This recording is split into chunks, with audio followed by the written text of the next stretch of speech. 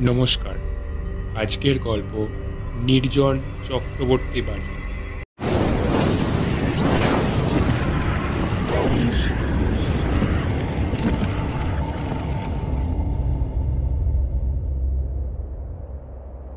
চক্রবর্তী বাড়ি উত্তর কলকাতার এক পরিত্যক্ত জমিদার বাড়ি, যার ভেতর কেউ পা রাখার সাহস করে না।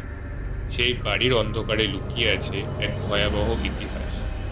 এলাকাবাসী বলে, রাত নামলেই বাড়ির ভেতর থেকে শোনা যায় চাপা কান্নার আওয়াজ, দরজায় অদ্ভুত ধাক্কা আর অদৃশ্য পদশব্দ। শেষবার যখন কেউ এই বাড়িতে পা রেখেছিল, সে ছিল দেবদত্ত চক্রবর্তী, বাড়ির শেষ উত্তরাধিকারী।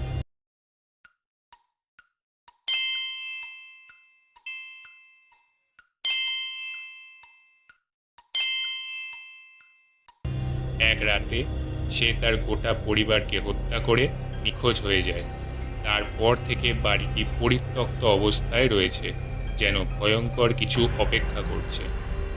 তিনজন তরুণ প্যারানর্মাল ইনভেস্টিগেটর, অনিকেত, তৃষা আর সায়নী, সেই ভয়ঙ্কর ইতিহাসের পেছনের সত্যটা উদ্ঘাটন করতে চায়। তারা ঠিক করে এক রাতের জন্য চক্রবর্তী বাড়িতে থাকবে এবং সমস্ত কিছু ক্যামেরাবন্দি করবে।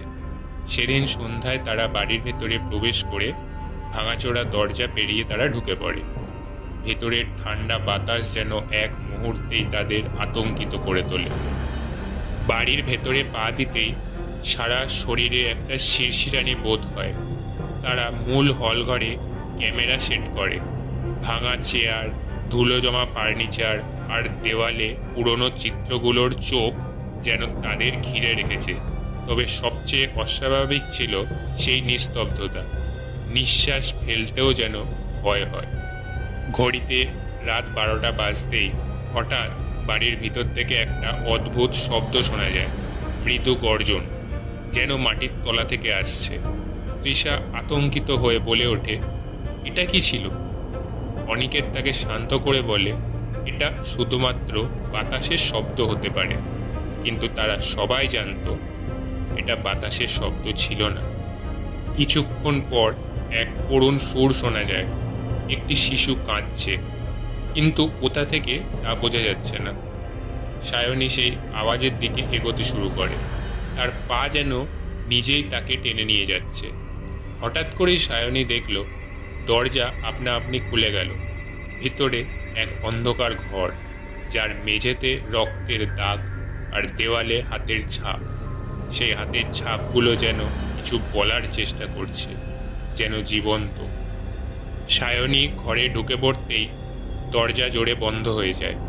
ঘরের ভেতর একটা ঠান্ডা হাত তার গলায় স্পর্শ করে। সে চিৎকার করে ওঠে, কিন্তু বাইরের কেউ কিচ্ছু শুনতে পায় না। অনিকেত আর তৃষা দরজা ভেঙে ঘরে ঢোকে, কিন্তু সায়নীকে দেখা যাচ্ছে না। হঠাৎ করে তাদের সামনে এক মেয়ের ছায়ামূর্তি দেখা যায়। চোখ থেকে রক্ত ঝরছে, মুখে এক নিষ্ঠুর হাসি। সেই হাসি বাড়ির চারপাশে প্রতিধ্বনিত হতে থাকে। অনিকেত চিৎকার করে ওঠে, কে তুমি? আমাদের কি চাও? মূর্তিটি হঠাৎ করে ভেঙে পড়ে এবং ঘরটা কাঁপতে শুরু করে। মাটির তলা থেকে যেন কিছু বেরিয়ে আসছে।